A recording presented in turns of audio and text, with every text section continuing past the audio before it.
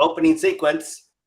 Intensity may be more than some wish to be exposed to, and those people should be forewarned.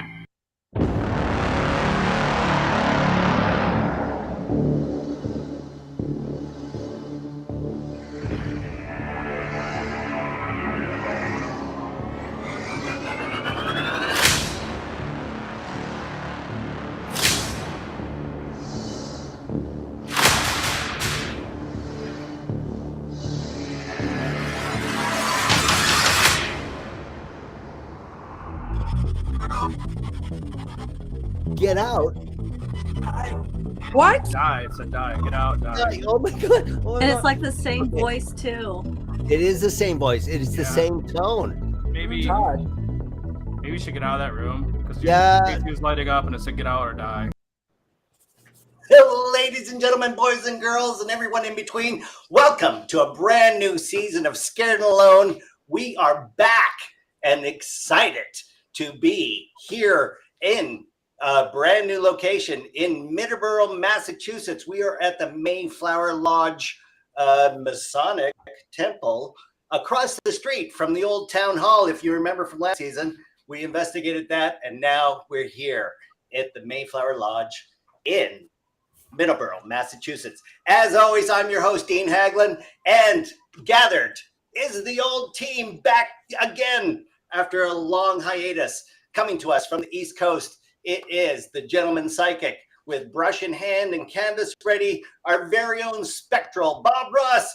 It's Richard-Lael Lillard, ladies and gentlemen. Richard-Lael, how are you? I am well, Dean. How are you? Very good. Did you enjoy your time off? I was scared and alone. That's Sure. I was not scared and alone TM. I was just scared and alone. I see you've already started a canvas already. This is halfway completed. Well, thank you. You know, I have to admit something. I started this canvas when we were on last season. I just started it. And then I didn't have anything to do with it. And I set it aside and nothing was perfect. Nothing spoke to me. And then when I heard we were going to this Masonic Lodge, I went, I know exactly what we need. We need a little illumination. We need a little bit of play on the shadows. Exactly. It looks already terrifying, so I love it. Thank you. Great to see you, Richard-Lael. And coming to us from Key West, Florida, from the most haunted fire station in all of America, in one of my favorite names of any entity, living or dead, Captain Bumfardo. It is our friend David L. Sloan. David, how are you, sir? I am doing great. I'm really excited about tonight. But I mean, looking at this property, there's so much history here. I think some of the energy is good, but I'm afraid of some of what we might uncover. So I'm really excited. Oh, fantastic. Well, glad you're here. I hope you had a great hiatus, as we call it. Yeah, I spent some good quality time with Robert the Doll. Oh, you did? So How is Robert the Doll? Robert the Doll's doing great. He was asking about you. He's been scaring the hell out of people. I mean, 40s Martello has been more active than ever. They're doing a roof project there, and it's just all the spirits have this high level of anxiety that's really been coming out. Wow, spectacular. Well, can't wait to hear all about it. And coming to us from Long Beach, California, at a convention that you've kindly stepped away from, it is our paranormal investigator. It's Tammie Merheb-Chavez, ladies and gentlemen. How are you? Hi, Tammie? Dave. Hi. I'm enjoying the spooks today. I'm enjoying the haunted houses here in the convention and running into a lot of zombies and vampires. So it's been really Tell great. us again the name of this convention. This is called the Midsummer Scream, and it's one of the largest horror conventions. Yeah, I mean, we have Greg Nicotero doing panels. We have Fangora. We have a few Mike Myers walking around talking. So it's been cool. And I like the idea that they're recreating miniature haunted houses on the convention floor to tour. It is amazing. Yes, they made an actual miniature replication of the Halloween house. It looks like a kid's playhouse, and they have these silhouettes of these actors recreating when little Mike Myers is killing his sister on the second floor. It's really great. It is a horror lover's dream. Yeah. Anyone in the California, it's on tomorrow as well at the Long Beach Convention Center. It's called Midsummer Scream. Get there and say hi to Tammie in person. And coming to us, of course, from the house itself, the bravest woman in all of paranormal. Here she is, ladies and gentlemen, by herself in the Mayflower Lodge. It is oh my God, I'm so scared for you now. It's Courtney Buckley, ladies and gentlemen. Oh my gosh, how are you? Dean, I am not alone here. I can tell you that already because there's been lights flickering, there's been loud banging. My heart is racing, and I've been here for, I don't know, 20 minutes, 30 minutes. I know. I'm already stressed I'm not out. okay already. I'm oh my gosh, I'm terrified for you. Mm-hmm. I'm already freaking out over here, and I'm pouring sweat just from the fear alone. Okay. So as always, we are joined by the historian. She was with us over at the town hall. She is the town historian, shall we call you? And you're also you're an investigator as well. This is Christy Parrish, ladies and gentlemen. Welcome, Christy. How are you? Hi, I'm doing good. I'm a little nervous for Courtney right now, but I'm good. Thank you for asking. Thank you for asking. Yes, I understand you've investigated the Mayflower Lodge yourself in the past. What did you discover? What happened for your investigations? So they've been very interesting there, and we kind of went into it not knowing anything about what could possibly happen. And I think that allowed for a lot of things to just kind of open the floodgates for us to kind of show us what kind of potential is there. We've had equipment that's been manipulated, tricks with electricity, with lights flickering and things like that.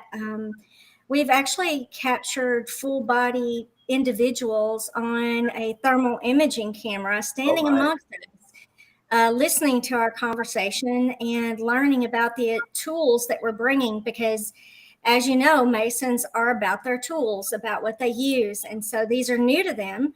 And we wanted to take our time to explain how they work so that they could familiarize themselves and we could open that communication gap. But it's been amazing, the activity, voices and everything. A little quick thumbnail of the history of this place. It was built in the 1600s, if I'm not mistaken. Oh, it's circa 1800s. The house itself, yes. And what's beautiful about the Barrows house, if you'll remember the history of Middleborough Town Hall, Horatio Barrows actually was the man that went in and completed Town Hall after the death of its original architect, and he was on the project since the construction of Town Hall. Horatio actually finished after Solomon Eaton's death and completed Town Hall and took the credit for it. As you know, architects are wont to do, I suppose. Well, it's a beautiful building. Yes, and it was just a single residence for the longest time before it became a Freemason lodge. Is that correct? That is correct. And the architecture for the house is fashioned out of another home down in Georgia. It's a particular style of Southern architecture with its round porches, and the interior design is absolutely gorgeous with its main staircases. And it's just a beautiful representation of Southern charm. The front windows actually fold all the way down around the surrounded porch to where you can walk through them like they were doors to go onto the porch. And I just recently learned that when I was walking around with the head mason. He showed me how that all worked. And so that'll be nice to get the porch refinished and redone so that we can actually bring back that charm and beauty to the house. It is an incredible piece of architecture. And I really am I'm going to enjoy seeing how Courtney actually feels about this building tonight as she navigates her way through the dark all alone. You're now in the main hall, is that correct? No, I'm in the kitchen. You're in the kitchen. Just give us a little description. It looks actually terrifying. Just Well, suspended. Yeah, the whole building, I did not expect it to be as big as it is, and it's enormous. The lights are on in here, so I like it. But I'm sure you're gonna make me turn them off any minute now. But let me give you a little tour. Okay. There is like kitchen area back here. Yeah. This is kind of like the dining hall in here. And then it goes back over here. Wow. There's also a bell that I can ring. Yeah, right. You want me to ring it and we can start the investigation? I think that's a good way, kind of do it to call the spirits and tell them that the ring is to give them energy. Great, Okay. love that for us. Okay, everybody listen.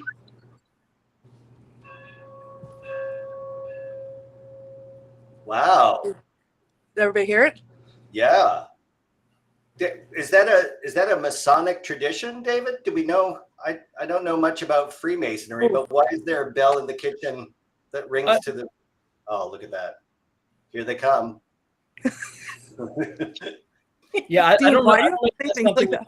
Masons, but I'd imagine. I mean, having a bell in the kitchen, when it's mealtime, ringing a bell, that everybody understands that.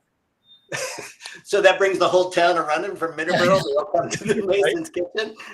Well, they said it's really loud outside, so everyone around here now knows that I'm in here. God. So Wow. love that. Okay. Now, some people in the comment section, Haley Castellano's getting anxiety. Cindy Plume's already picking up on spirits there. She's picking up on a woman there. Haley's got a couple of men arguing about something. What are you feeling there? I mean, I feel anxiety, definitely. Like, it's difficult to breathe because I'm anxious. I think more so this feels like I'm okay to be here. But I feel like there's someone just down the hall saying, like, you stay right there. Don't come any further. Can I actually, there are a few images that have been coming to my mind since I found out we were going here. Yes, Richard-Lael. There is, I see there's a gentleman that he's an older man. He's kind. He's not a bad person. He's an older man.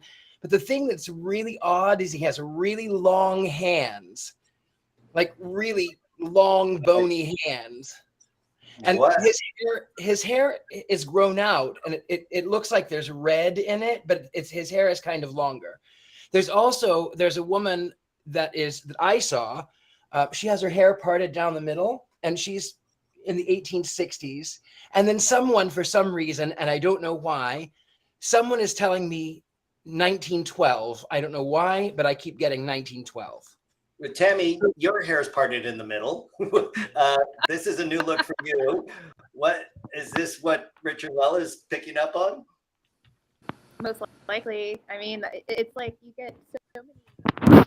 I'm sensing so much around there, but I'm sensing more of like a male energy there. Of course, Masonic Lodge, and back in the day, women back then had that hair, very severe, like myself, and and that was the look back in that era. Right. So, and Christy, do we know historically, were there any deaths or unforeseen, unfortunate circumstances that happened in the lodge that we know of? Yeah, there was a young girl, about 16 years old, that passed from mysteriously. She was found in the basement of the house. I'm going to leave it at that and let Courtney do her job and find out the rest of it, because that's what investigators do. So I'll just give you that. See this? Yeah. So I think she hears what we're talking about, and she knows that we're recognizing it. So, and she recognizes probably my voice coming through, and I appreciate that. But it's okay. You can share your truth. You're all right. Oh, okay. Listen, I was telling you guys this earlier, but off air. I was visited, both myself and my son, at my house several times this last week, and by things that I did not recognize. And then I was given signs, every sign possibly imaginable, by all of my dead relatives. And it scared me to the point where it was telling me to pay attention to what was in here and to be on my best behavior and very careful. And I don't necessarily mean that like I don't feel like there's anything bad here or I was walking into anything bad, but walking into something terrifying, and that I needed to be on my best behavior and very respectful. Oh, when haven't you been? That's the question. It was a long hiatus, Dean. So wait, what did you get up to? I didn't realize this. So, No. So all your relatives came to you throughout the week, warming you up to this evening. Yeah, there were several entities that I did not recognize that tried to get in my house that both me and my son saw. And I feel like they're connected to here, and I'm getting red now that I'm talking about it. Oh my God. And then after that happened, all of my relatives came and gave me signs. After that? Yeah. So it's been a long week leading up to being here. Oh my God. Well, thank you for, this is a great way to start the new season, I suppose. David, I'm feeling like, you've should we got turn a the lot of, lights off? you want to turn the lights off? I think so. We might as well Yeah. rock and roll, right? I think it's a good idea to turn them off. Okay. I'm okay. Turn them off and see what you get. Everything's better in the dark. Yes. And a reminder to everyone, this is a live interactive paranormal investigation. So you are our eyes and ears, everyone who's joining us. So please put on your headphones, turn up your monitors, and look closely to join us as we see live what Courtney is seeing and what all of us are seeing and what all of us are experiencing. If you see anything or hear anything on your monitors that we miss, please add to the chat on the right side of the screen. Are you there, Courtney? Oh, I'm my here. gosh. Started going to Oh. red as soon as I turned the lights off. Oh, Yeah, the feeling in here changed exponentially now. I'd like to show a photograph. I'm wondering if this is the man who Richard-Lael saw. People are seeing, you know, you mentioned someone with long fingers. I can't tell the color of the hair here. But And who's this? this is Horatio Barrows, who was one of the first people who lived in the house. Well, not one of the first, but he was there early. The Barrows family, and it's called the Barrows Mansion. Right. For a time after him. Correct me if I'm wrong on that, Christy. No, it is called, referred to as the Horatio Barrows house. And there's a sign up front that has circa 1800s because he actually built the house. You're right. He actually built the house. He wasn't just the architect. And he married into the other family, right? The name of which I forget. I know he and his wife did live there, but whenever I talk with the Masons and they share the history and stuff, they just focus mostly on Horatio and his son Fletcher. Ah, Fletcher. I'm hearing a fourth voice. Where's that coming from? Or is that just my speaker? Am I echoing back? Is anyone else hearing that? Good Lord. Of course, I'm in Los Angeles this week, so I'm not in my regular studio. So maybe I'm having exterior audio problems, but I am hearing something else. It might be on my end because I'm in the Oliver house and there's an event that's happening just right outside the door and there are people. So I'm trying to keep it on mute as much as possible. I see. Okay. Oh, yeah. Okay. Maybe it's you. I think it's. I just started sweating bullets. I didn't think I'd be so frightened off the top of. The good news is, Dean, that Yes. when you go back, your vacuum cleaner might be haunted, but you won't have seen it until you're out over your vacation. Okay, you joke about my vacuum cleaner. Now my second vacuum cleaner in the main house sends me texts saying I finished cleaning and is nowhere finished cleaning. It is like lost. So it is now texting me lies.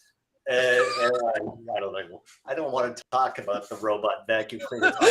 Oh, They're not God. all of them. The whole of them are top to bottom. I have 3 of them on all different floors and rooms, and all of them don't function. So look All right, so I feel right now like heavily that I am surrounded, like that people are watching me from every opening in this house. Like there's windows all around me. It's pitch black in here, even though there's lights outside. There's a doorway in front of me. There's like the opening into the little kitchen alcove in front of me. I feel like I am surrounded. Can you ask for John? Everybody's getting the name John. Let's maybe ask John to give you some kind of a sign, because you're already blowing up on the EMF meter. Right. Maybe ask them to knock something or to give you some other type of sign. All right. John, if you're here and you can hear me, can you give us a sign? Make a sound we all can hear.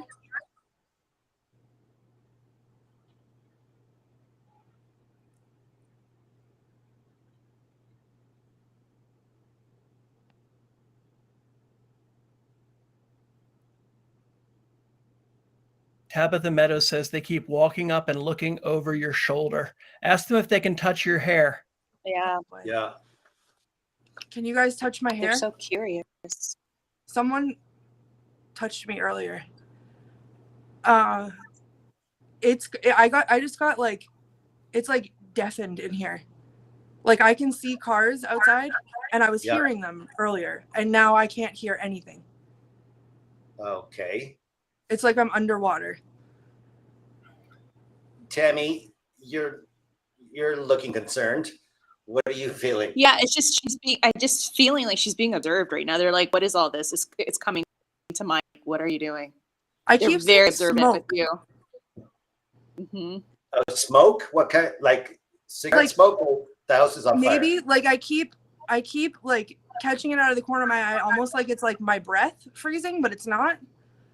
No, could be them. Maybe like cigar smoke. I don't smell anything, but like cigarette smoke. Oh. I literally like see it with my eyes. Be careful, because with what you're talking about with your ears, is it almost like when you're diving down underwater and it starts to pressurize? Because sometimes when people walk through a portal, that's what they experience. So, and if there's a lot of spirits around you, like people are picking up on in the comments, and they say there's so many, it might be a lot coming out and trying to communicate with you, which could indicate that there's some kind of opening there, and that there's something easier for them to come out. I mean, you haven't stopped going off since with the EMF meter since you got there. Yeah. Can you move around with that and see if it's moving everywhere you go? Following you? Because you really want to be cautious. If that's the case, if there's all these spirits coming out, you might be on top of it. Yeah, you don't want to be overpowered by them. Oh my God. It gets stronger as you... Oh, Courtney, did we lose you? Oh my gosh. The signal was great. Oh. Courtney, are you there? Can you guys hear me? Yeah, we can now. We lost you for a second. This is really fascinating. Okay, so literally right before my connection went, which I already walked over here and my connection was already fine. Yeah. From across over here, I don't know if you can see it, but over this area over here, I heard, it sounded like someone bumped a chair. And then I said, oh, and then my connection died. Oh. Haley Castellano is saying that they're trying to keep you from hearing what they are talking about. They're trying to make you deaf, so that maybe because they're secret society, they don't want you to hear what's being said. Oh my gosh. So secrets. Saying wipe it off. You need to set your boundary, not let them get too attached to you. Don't let them get in you and try to make it so you can't hear them. Maybe give a little introduction. Tell them why you're here and let them know that you have good intentions. Oh yeah, let's do that. I'm gonna come back to my little area for a second so I don't blind myself with my flashlight. Hold on. Okay. We're now at solid red. Oh my gosh. Okay. Whoever is here with me, my name is Courtney. I'm just here to admire your beautiful space, to communicate with you if there's anything that you'd like to say. I feel like I'm about to be touched. Wow. Like someone is on top of me. Someone's on my right side right here. Keep telling them what you're there for. I'm just here to communicate with you. I'm not here to hurt you. I'm not here to tell your secrets. Oh my God. And tell them that we might be able to help them with some things. We're here to help. If there's anything you need help with, we can help you. We can try. Okay.